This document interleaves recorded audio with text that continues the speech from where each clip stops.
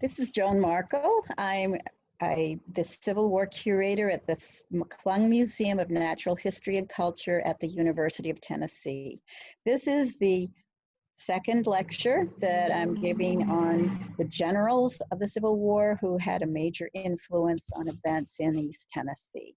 Today's topic is General William Tecumseh Sherman and his story, larger than Tennessee, of course, but also very important here in East Tennessee. This is the fourth lecture this year in the Civil War lecture series, and it was scheduled to be given in April, but we are putting these lectures together online so that we can share them with the people who might have come when it was going to be at our auditorium at the museum.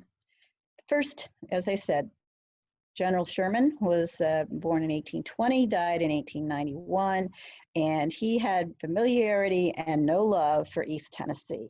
So we're going to look at that aspect of his life, well, all of his life, but with special emphasis on his role in the events of the Civil War here in East Tennessee.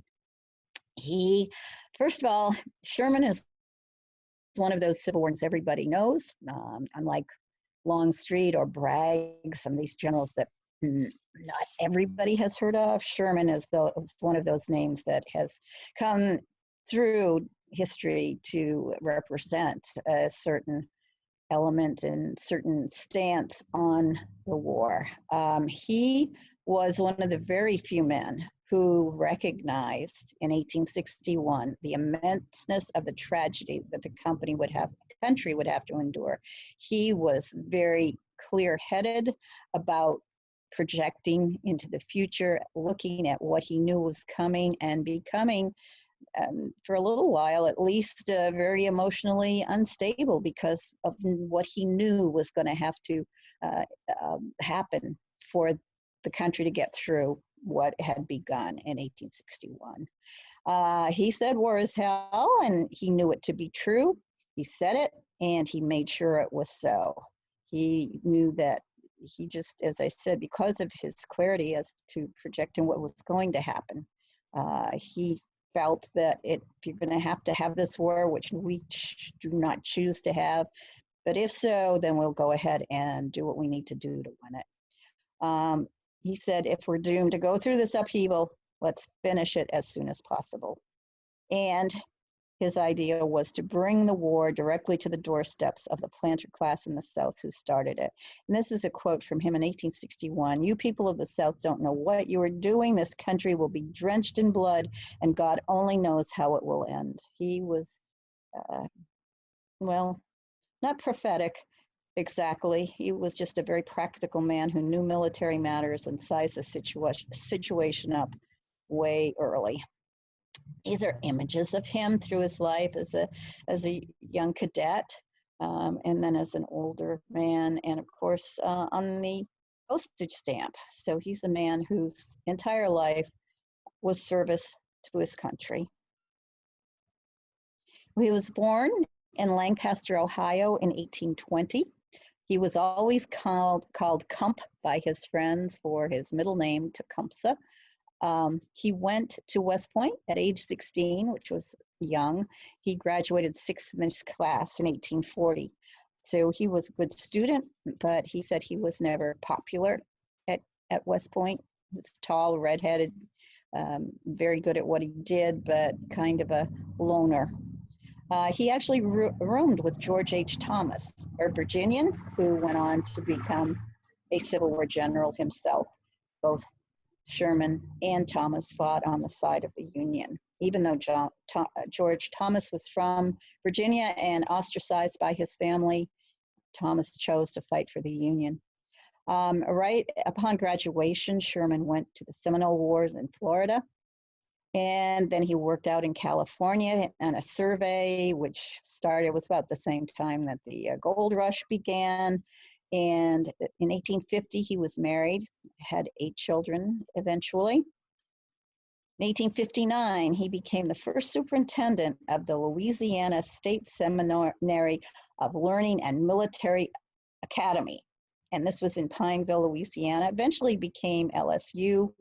And at this point, he became friendly with Braxton Bragg. That's another name that keeps popping up when you talk about Civil War in the West. Bragg, of course, was a Confederate general, and many of the people who were there, those who started this seminary of learning and military academy, were all planters, the moneyed class in Louisiana, and those are the people who hired Sherman to run this academy. He was an excellent choice. He was well thought of, but when the war began, he went north and joined the Union Army. He was not against slavery. In fact, he was rather pro-slavery, but he was opposed to breaking up the Union. So in January of 1861, as I said, this academy went on to become LSU, but Sherman resigned his post there, his position as the director, and he moved north. He received a commission early in the war. He fought at the Battle of Bull Run. The first Battle of Bull Run, as you might remember, was a rout for the Union. It was a huge victory for the Confederacy, and it was a huge factor in Sherman's understanding of what was to come. He was very negatively affected by his experience at the first Battle of Bull Run. He was then assigned to Kentucky. He went to the West, and he was there in Kentucky for the bridge burning episode that happened here in East Tennessee in November of 1861. He wrote his biography early. It was in 1875. It's very well written. In fact, way better written than Longstreet's autobiography that we talked about last lecture. He was one of the first Civil War generals to publish his own personal account, and it's very readable. There were several editions published, and his letters were later published separately. He stayed in the Army for the rest of his life after the war. And actually Orlando Poe, who many of you know was instrumental in the defense of Knoxville, Orlando Poe continued on Sherman's staff for many years after the war, in fact, until Sherman's death. When you look at Sherman post-war and his harsh policies towards Native Americans in the West, it somewhat tarnishes their reputation, in my opinion, but it was another time and place. And but he continued in active service for the Army in the West after the war. He died of pneumonia in New York City, February 1891. And I thought when I put this in here, you'll see the XXX. That meant go check this fact. And I should have fixed this, but I'm not sure that he was a pallbearer at a funeral that brought on pneumonia. However, he himself died not too long after that. And he actually, John, it's not Albert Sidney because he died, Joseph Johnston was a pallbearer at his funeral. These old generals did, in fact, many of them served as pallbearers for other generals as they, and at this point in time, we started losing them more directly. Now, let's see. Let's go away. Sorry about this. When you look at a photograph of Sherman, he's just a little scruffy. That's probably one of the worst haircuts you'll ever see. His face is worried and lined. This is probably pretty much what he looked like. He was 41 when the war began, and he served through the entire war. Now, yes, that's way better, isn't it? It's cleaned up. It's not necessarily, I mean, it's an accurate image of him, but this one's not a photograph. And as you can see, it's very formal, not typical. Sherman was not usually dressed that well. People commented on his rumpled uniform like Grant, but this is an image, colorized image of what he might have looked like. Anyway, first crisis for him after Bull Run, he was in Kentucky when in November of 1861, there was a promised invasion of East Tennessee. This was coordinated with the bridge burning incident that East Tennesseans know about, and Sherman was probably a part of the original planning meetings in Kentucky.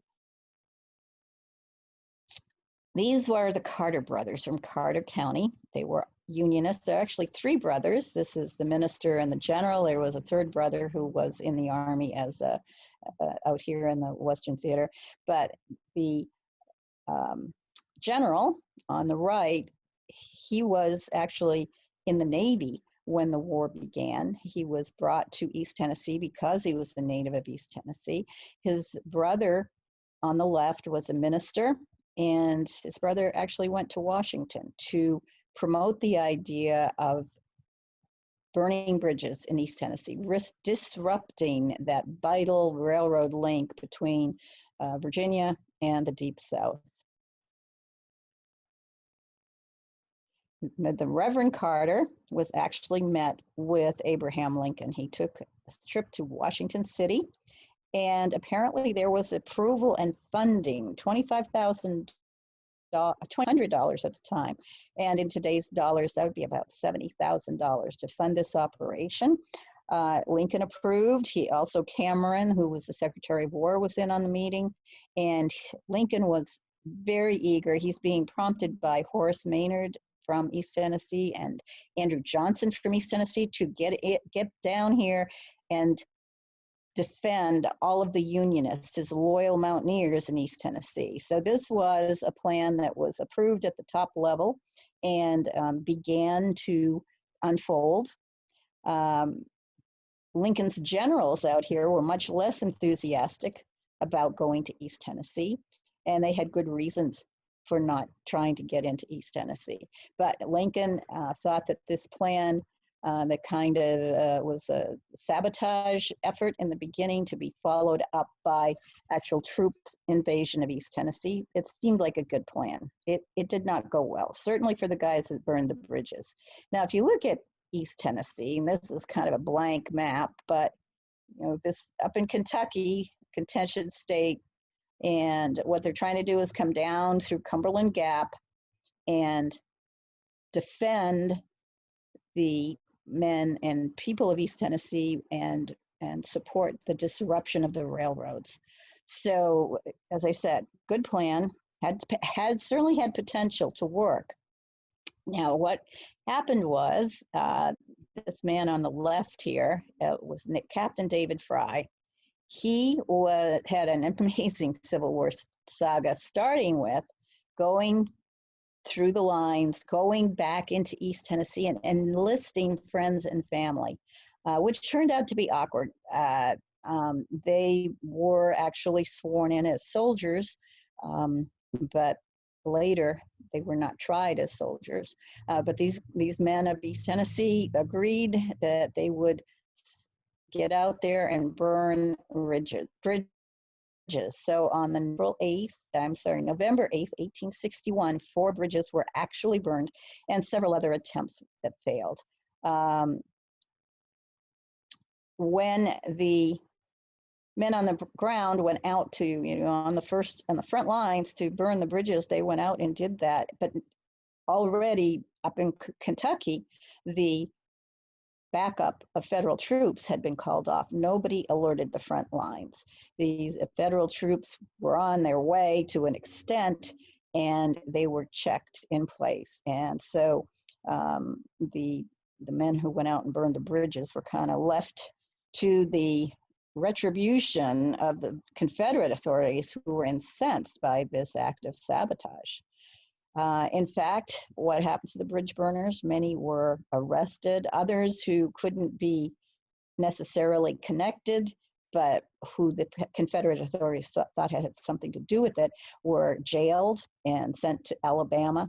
In this picture is from Brownlow's book. It came out later in the war, and you can see it's a bit not that there's nothing there's plenty melodramatic about hanging U.S. citizens, in this case in Greenville, hanging them near the railroad tracks. But this is an exaggeration. They probably couldn't have been poked with a cane by the train.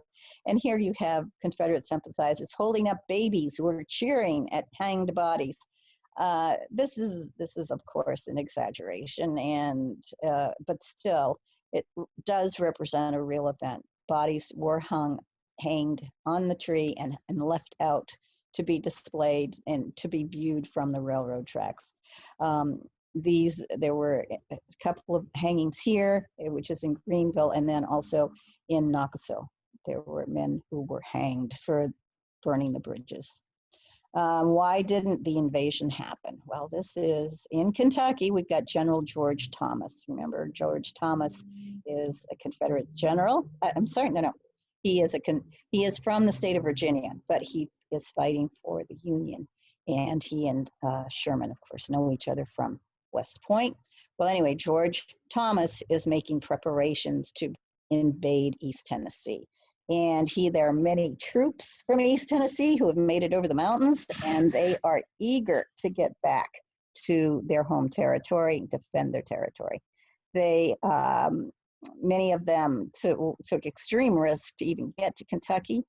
And when they found out that this invasion was being called back, there was this very severe near mutiny, which is kind of underplayed. I haven't seen much written about it, but there is a story of a native East Tennessean. He's actually from Clinton and has, later in the war, becomes important in Knoxville, and he was dishonorably discharged. And I believe it happened because of events associated with this near mutiny. He actually petitioned the U.S. Army, wrote letters, got many letters of character references, and he actually managed to overturn his dishonorable discharge. His name was Doty, and his name comes back into importance in East Tennessee during the siege when he is in charge of bringing the food down the river to feed starving troops here in Knoxville when the siege by Longstreet is happening in November of '63. But he was also somehow involved in this. The troops were so near mutiny. It was a very volatile situation, and the officers managed to keep it under control. But Andrew Johnson was at the scene. He was incensed by calling back the troops, and it was actually William T. Sherman who made the decision that the troops should be called back. And he directed George Thomas. Thomas tried to talk Sherman out of it. He said, "We got to go. We want to go to East Tennessee." And Sherman said, "No."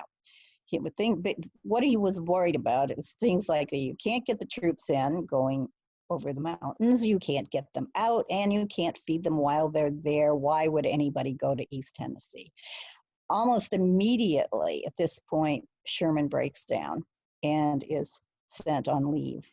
But the decision is made, the troops are ordered back, and the bridge burners are left on their own. Kentucky newspapers actually reported that Sherman was insane, and it was more a nervous breakdown. But he was only out for 3 weeks, and then he was back on active service, but he was moved from Kentucky out to Missouri, so he was no longer here to make further decisions for a while, but he came back, and we'll get into that. He saw, as I said, like no one else, he saw what the enormity of this war was going to be when it totally hit him, and he was in a command position for part of this war, and he may well have been right. The troops, how was anybody going to supply the troops after they got into East Tennessee? I mean, there were good reasons for calling it off, but it had kind of gone far enough that it was, to some extent, it was murderous to leave those men in East Tennessee unprotected. And at this point, Sherman says that he certainly contemplated suicide. His wife said it was melancholy that was present in his family. But as I said, he was only away from duty for about 3 weeks. He said in his mind, to cope with all of this, his new strategy was, the South started it, and I will give it my all to finish it. So that was his attitude. That was his personal journey in the beginning of the war, and that was his influence on East Tennessee in the beginning of the war. Now, Grant, called Sam by his friends, and CUMP Sherman, best of friends, and trusted each other. Sherman had friends in high places. His brother was highly placed. And one of his great quotes, I think, was, Grant stood by me when I was crazy, and I stood by him when he was drunk. They were flawed personalities, as they said. They were both professional soldiers and West Point graduates, but in civilian life, neither of them were particularly successful. Grant had several failed ventures, as did Sherman. Sherman, of course, ended up at the academy in Louisiana, but that was after several unsuccessful attempts at being a success in civilian life. But they both earned their ranks with battlefield successes in the Western theater of the war. First battle of note was along the river north of Nashville. We looked at of course, the river north of Nashville would be the battles of Fort Henry and Fort Donelson. Then they continued their collaboration and their success at Shiloh, and then at Vicksburg. And Vicksburg was the one that really catapulted U.S. Grant to notoriety and the attention of Abraham Lincoln. And then, of course, Grant and Sherman were both in Chattanooga, another key turning point in the war. From Chattanooga, Grant went on to become the general-in-chief in the East, and Sherman took over in the West. However, before that happened, there was this race to Burnside's relief here in Knoxville in December of 1863. He came back to Knoxville, visited in Martin. This is Sherman came back, visited Knoxville again, recognized the work of Orlando Poe, the engineer who designed and installed the defenses around Knoxville, and George Barnard, the photographer that Poe brought back in March of '64 to document. Another little side note, Sherman was very upset with Brownlow's printing military plans in 1864 and directed very pointed criticism to Brownlow and others to say, press is no friend of the military, stop printing out what we're doing and giving it to the enemy. And justifiable criticism, of course. But once he left Knoxville again in March of '64, he never looked back. East Tennessee was once again relegated to secondary status, and Sherman, of course, looked south, looked to Chattanooga and Atlanta and the March to the Sea, and East Tennessee, as it was early in the war, was of secondary importance to the Union plans, the Union cause. Now, as I said, the first time these two guys got together, Battle of Fort Henry and Fort Donelson, is in February of '62. And Sherman sent a note to Grant, I have faith in you, command me in any way you need to. And Sherman wrote to Grant, even though he was technically Grant's superior, he let Grant take the lead on this. The outcome boosted both of their reputations, and as we saw when we looked at Simon Butler Buckner, who was the Confederate general who had to surrender, was forced to surrender at Fort Henry and Donelson. Buckner, who was also a friend of Grant's prior to the war, was the man who received the response from Grant, unconditional surrender. So this is a bit of a review of the first couple of lectures in this series. Now, the Battle of Shiloh in April of '62 was a Union victory, and it could have gone either way. This was a couple of days of fighting that was horrible, huge number of deaths, many errors on both sides, but Grant and Sherman managed to work well together. And on the basis of this, Sherman was promoted to Major General Volunteers. He did a good job at Shiloh. Shiloh was just so many errors made, so many men killed. It was the realization at this point, for many people, the realization that Sherman had earlier, that this war was going to go on for a long time and that the death toll was going to be astronomical. Now, Vicksburg was a different kind of a battle, siege basically from May until July, and not without criticism. For instance, newspaper quotes said the army was being ruined in mud turtle expeditions under the leadership of a drunkard whose confidential advisor was a lunatic. Now, who do you think those referred to? Those are our two boys, Sherman and Grant. However, they won. They took Vicksburg, which was critical in July of 1863. It was that victory combined with what happened at Gettysburg at almost the same time in Pennsylvania, the loss to the Confederacy when the river was taken out in Mississippi. The Mississippi River was then controlled from New Orleans all the way north by the Union Army. This was vital to the strategy of winning in the South, or winning in the West and taking over the South. But so both men had their careers bolstered by this victory at Vicksburg. And they were then, from then on, and going into Chattanooga in September of 63, Grant was the man named to replace General Rosecrans, who had been in charge of the Union Army with the terrible disaster at Chickamauga. We talked last time about Longstreet showing up from the north, coming down to, well, not from the real north, from Virginia, where they had to retreat after the victory, the Union victory at Gettysburg. The Confederate Army retreated to Virginia, and then Longstreet and men came down through a very circuitous railroad journey, ended up in Chattanooga, ended up in North Georgia, and were there for the second day of the Battle of Chickamauga and contributed significantly to the Confederate victory. Well, we've had in July the Union victory at Gettysburg, the Union victory at Vicksburg. People, once again, were thinking the war's almost over. In hindsight, we know it wasn't, but going forward in time, they thought this was pretty much the end of the Confederacy, and then this Confederate victory of Chickamauga. The Union Army is pushed back under siege in Chattanooga, and Rosecrans is relieved. U.S. Grant comes from Vicksburg, and well, actually, the first replacement is George Thomas, whose name we know from Sherman's roommate, and then the general in charge, who gets called back from the first attempt to relieve East Tennessee. Sherman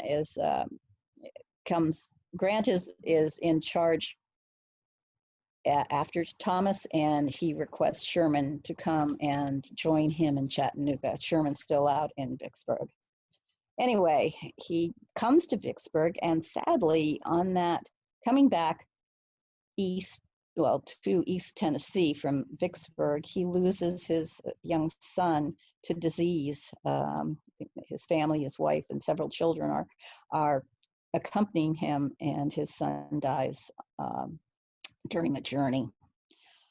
He arrives here in time to help Grant defeat Bragg in Chattanooga. That's another victory that these two guys help each other out with. And of course, Sherman at Chattanooga was not quite as effective as it could be.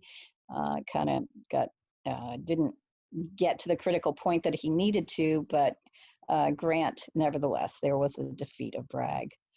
He is immediately then, Sherman, sent north along the rail line to relieve Burnside here in Knoxville. He is basically following in the footsteps of Longstreet, who has been sent north to retake Knoxville. Burnside's orders, his collaboration with Grant, says, lead Longstreet north, get inside Knoxville, keep Longstreet up there as long as you can, and I'll take care of things this is Grant speaking, I'll take care of things in Chattanooga, and then I will send relief to you. The relief that he sends is Sherman. So after having made a quick journey from Vicksburg to Chattanooga and fighting in Chattanooga, Sherman's men are then sent to march up to Knoxville to relieve Burnside. It's a grueling schedule, and yet that's what happens. So Sherman races to Knoxville to save Burnside. He, as I said, moved from Vicksburg to Chattanooga in a very short time. His troops had been in battle, and he quick marches through a terrible East Tennessee winter. This is in middle of November, end of November 1863, and he believes that Burnside is starving. Go back to this soldier named Doty, who was part of the mutiny, or in his letter that gets his dishonorable discharge reversed. Doty says, I was keeping the men under control. I wasn't part of the mutiny. And the War Department apparently believes him. In any case, it's a terrible winter, and Longstreet has put Knoxville under siege, and Sherman is racing north to relieve Burnside. When he arrives, the battle is over. He's in Maryville. He sends a messenger to Burnside, and actually probably sends a messenger to be intentionally intercepted so Longstreet knows that he's there. And he gets there, and it's all over. Longstreet has moved up the rail line. He's not threatening the town exactly, although he might, but he doesn't really. And Burnside invites Sherman to a Thanksgiving feast. Sherman is very displeased. This is one of those things where the ladies of the town went out and they basically cashed in all of their reserves. They pooled their china and their crystal and their silver, and they threw this amazing feast using everything that they could possibly scrape up to thank Sherman for arriving. And Sherman is not happy. He says he suffered hypothermia himself. He's getting to Knoxville, and he lets everybody know that this scrumptious feast is better eating than any of them have done in months. And he's there to relieve a starving command, and yet a feast is prepared for him.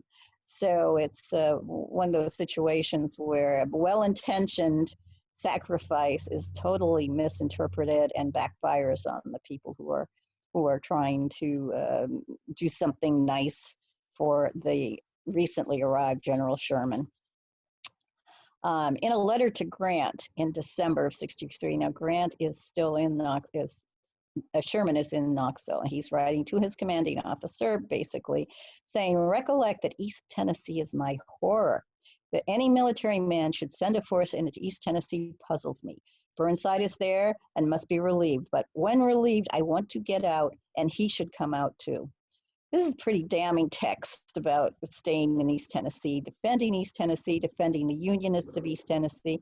And in fact, once all of the attention turns to march towards Chattanooga and Atlanta and Savannah, the whole march to the sea, East Tennessee is left unprotected once again. Also, Grant says, furthermore, I think, of course, that its railroad should be absolutely destroyed, its provisions eaten up or carried away, and all troops brought out. Cumberland Gap should simply be an outpost of Kentucky, but Burnside must be relieved first, and these things after. And so you can see how he feels about East Tennessee. I don't know what he thinks is going to happen to all of the civilians and Union sympathizers and the generally refugee population here in East Tennessee, but this is how he feels about the place. When he gets here, goes to the banquet and is not pleased with what he finds, he asks and receives Burnside's permission to head back south. Burnside has already requested to be relieved, and his relief is the general who comes in after him, General Foster, is on the way. So Burnside is very magnanimous. He doesn't think that Sherman needs to chase after Longstreet to defeat his army. This proves to be rather disastrous for East Tennessee for the rest of the war, but this is the decision that they make. Longstreet's army, and we talked about Longstreet the last lecture, winters in Russellville, which is straight up the train line. Longstreet still doesn't have any maps of East Tennessee, and so his army is traveling along the rail line. But they are also stripping the civilian population of all its survival resources. The Upper East population of Upper East Tennessee, the men are gone. They're either in the Confederate Army or the Union Army or hiding in the mountains. The women, children, and old men are trying to keep the farms going, just to survive on what they can grow. And the Army, the Confederate Army, and to an extent the Union Army, is just taking everything that they can from the civilian population. The Federal Army stays close to Knoxville for the rest of the war, but it's a lawless, dangerous, and poverty-stricken land all over Upper East Tennessee. Military attention is focused in the West on Sherman and his march to the sea, and in the East, General Grant is now focusing. General Grant from Chattanooga becomes the general-in-chief in the East, but of course for the whole of the war effort, he's very pleased to be coordinating that with his friend Sherman, who is going to take the war to the Deep South. And Grant is now focusing on taking Richmond at all costs. And so everything that's going on in the East, the Battle of the Wilderness, Battle of Spotsylvania, the Battle of Petersburg, is all part of Grant's effort to take and hold Richmond. And it takes a long time. This is basically November of '63, and to do all that they need to do, it's still April of '65 before the war is over. This map shows basically Sherman in East Tennessee, and the blue line starting in Chattanooga. It doesn't even show Sherman's little escapade from Chattanooga up to Knoxville and then back again, but then he's going to go this direction and blue all the way up here, and finally accepts the surrender of Johnston on April 26th. But this is the Western Theater, and this is the stars are the main elements. This is where the railroad comes into East Tennessee, and of course Cumberland Gap is here, Knoxville, Chattanooga, but out here in Memphis and Vicksburg, this is where Grant wins the victory to open the Mississippi River. Anyway, all of Tennessee is, I've said this in all of my lectures, Tennessee has more battles and skirmishes than any other state besides Virginia. Now, a little bit about Orlando Metcalf Poe. He's an engineer and documentarian. Started out as a military career, of course, as a cadet at West Point. He came out as a lieutenant, and in the beginning of the Civil War, he is a general of volunteers. His commission is not approved by Congress, so he goes back to being a lieutenant in the regular Army. When he gets to Knoxville, he's a captain again, and he's Captain Poe throughout his service in Knoxville. He then becomes a colonel and general, and from Knoxville, because of what he did in Knoxville, Sherman handpicks him for the Western campaign, the March to the Sea. Sherman recognized Poe's talent, and a bond was formed. Sherman says when he looks at Knoxville that it is impregnable, and it is high praise for the engineering. And he recognizes the young engineer Poe, saying, I could use 7 or 8 of these bright young engineers. He's very complimentary of what Poe did, and he requests that Poe joins Sherman's staff, and he becomes very important in the March to the Sea. Not then probably not a fan of Southerners, because he's the one who put in the corduroy roads and the pontoon bridges that allowed Sherman's force to move with great speed, living off the land through Georgia. Here is a fascinating photograph, I think. This is Sherman, and this is Poe. And this is a fortified position in Atlanta. And these are the guys who have taken Atlanta, and they are going to start to move. This is Orlando Poe. He was 31 when he joined Sherman. And this is a general's uniform, general of volunteers, as I said, but his commission was not confirmed by the Congress, so he went back to the regular Army. He was a West Point graduate in 1856. He was assigned to the Great Lakes under General Meade, and at the early part of the war, he was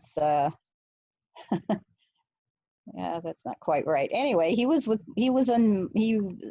in the McClellan circle. He was uh, known to McClellan, and he fought in McClellan's army, and he was at the Battle of Fredericksburg. In fact, he would have been in the next wave of troops sent by Burnside against impregnable Confederate positions. And so he was lucky that Burnside was dissuaded from continuing at Fredericksburg the next day. He, as I said, he had reached the rank of general, but was not confirmed by Congress. He was a captain again, and under Sherman, he became a colonel. At the end of the war, he was a brevet brigadier general. This is a map, a little portion of the map of Knox County that was actually created November 11th, 1863. But what I like down here is this is in Poe's handwriting, photographed at the office of the Chief of Military Division, Nashville. And this was Poe. And this is the signature and annotation of a map that has huge information about Knoxville and Knox County prior to the siege, November 11th, 1863. Again, Poe's map, lots of detail. It's in color. It's got the red is the Confederate positions, the blue Knoxville is totally defended, 360 degrees, forts, batteries. High ground is in every case. There's a fort south of the river also. And of course, they had to hold the ground on the south side of the river. If the Confederates could have taken this stuff on the south side of the river and just turned the guns on the town, that would have been the end of the Union. The Union would have surrendered, but it didn't happen. And it didn't happen because of the engineering and foresight of Orlando Poe. But in addition to being effective on the ground, his official reports are especially literate. He says things like, Longstreet's men made a very gallant attack, but iron and lead are less destructible than flesh. If I live through this, I will tell you the tale of East Tennessee and Knoxville. No man knows more than I do about it. My ditch digging saved Knoxville. This is a quote from a letter to his wife. And then he said at the end, is there any man in that part of the Army of the Ohio, which was in Knoxville, who would exchange his 19 days of service there for any other of the achievements of his life? Was there a regiment there who would not put Knoxville as proudly on its banner as they now bear Roanoke or New Bern, Williamsburg, or Fair Oaks? Anyway, he came back after the siege of Knoxville and the Battle of Knoxville, and he used photographs to reproduce his large maps. He included photographs in his official reports, and within the Corps of Engineers, there's quite a stir. And the top graduates from the class went into the Corps of Engineers. He was General Meigs, for instance, who was quartermaster and general of the U.S., had great interest in the photographs, asked for 2 copies. Sherman was proud to support that. And there were so many requests for copies of his photographs that Poe had trouble covering the cost. This is a picture of Poe's personal photograph album. You can see his name here on the front. You can see there's Grant, there's Sherman again. This is Hooker, Joseph Hooker, who came to the West from the Eastern Theater. Grant again, this is McPherson. This is the photograph that I had enlarged with Grant here and Sherman here. I don't know what it sold for, but not too long ago, this personal photograph album came up for sale and was bought by a private collector. Sherman was very impressed with Poe's use of photography and reproduction of maps and all of that. And Poe brought to Knoxville a photographer named George Barnard. And George Barnard and Sherman, there was quite a collaboration on their part that we will go into when I finish up this lecture. This is the end of part 1. This is a lecture about Sherman, William Tecumseh Sherman, and his various roles in the saga here in East Tennessee. We will continue with Sherman's career and his influence on East Tennessee in part 2 of this lecture series. This is Joan Markel. I'm the Civil War Curator at the McClung Museum of Natural History and Culture at the University of Tennessee in Knoxville.